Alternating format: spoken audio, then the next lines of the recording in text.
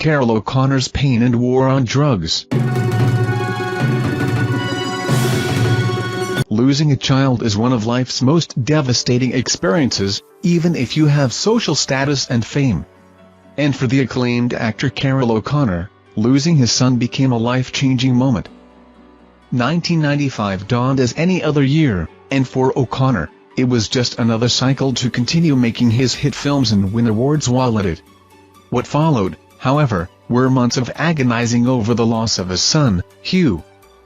Hugh was Italian-born, adopted by Carroll and Nancy O'Connor when he was only days old. Growing up with an actor father probably pushed his career towards becoming an actor himself.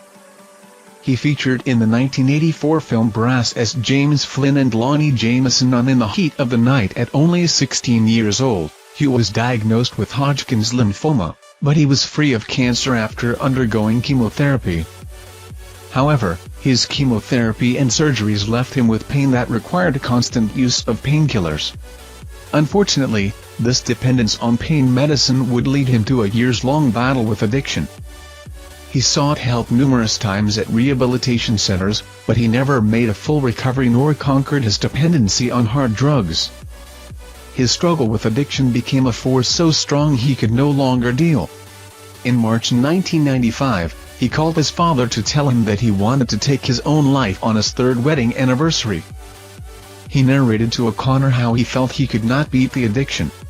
He also opened up about how he could not handle another rehabilitation program, ending his call with a simple "so long, Pop."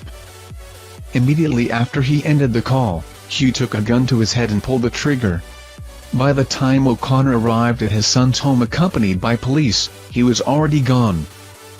Months before Hugh's passing, his wife Angela had disclosed to O'Connor that one Harry Thomas Przigan had supplied Hugh with drugs. After learning this information, O'Connor hired a private detective to look into the matter.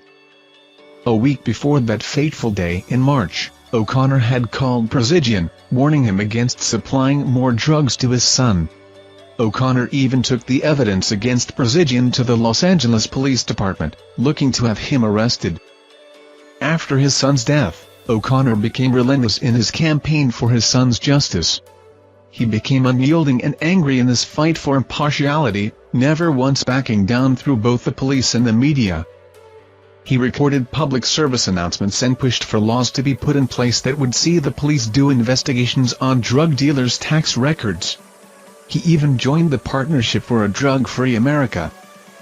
In his fight to be heard, he also passed laws in California and Florida that would allow people to sue drug dealers for civil damages individually. The point-blank star became a crusader against the use of drugs and a touchstone for which parents dealing with children's addictions could gauge themselves. He encouraged those fighting addictions never to feel ashamed of their situation. Soon, O'Connor's efforts bore fruit when Przigan, then 41 years old, was arrested after a police search yielded cocaine and other drug paraphernalia in his apartment.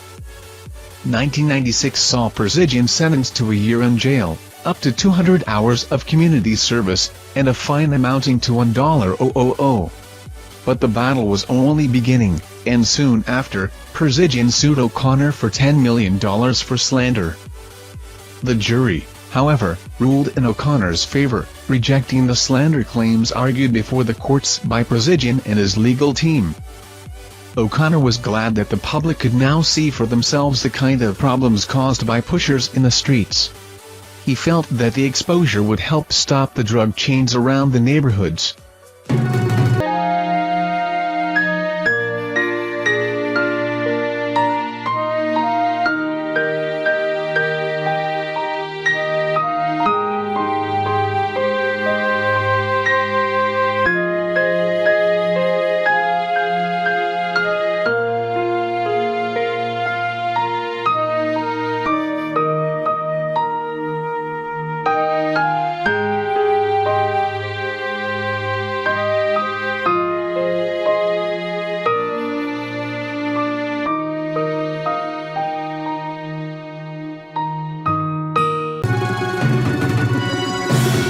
Thank you for watching our videos. Subscribe to our channel to get notifications when we post newest videos. Thank you and goodbye.